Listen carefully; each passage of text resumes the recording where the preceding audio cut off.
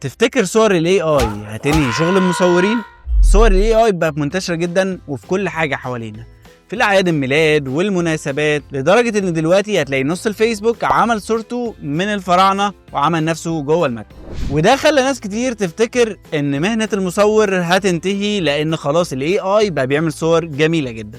لكن الحقيقة ان مهما ال AI يتطور فاحنا مش هنقدر نستغنى عن عين المصور. المصور مش مجرد شخص ماسك الكاميرا، لا خالص. المصور هو اللي بيختار اللحظة وبياخد الصورة اللي بيكون فيها احساس ومشاعر.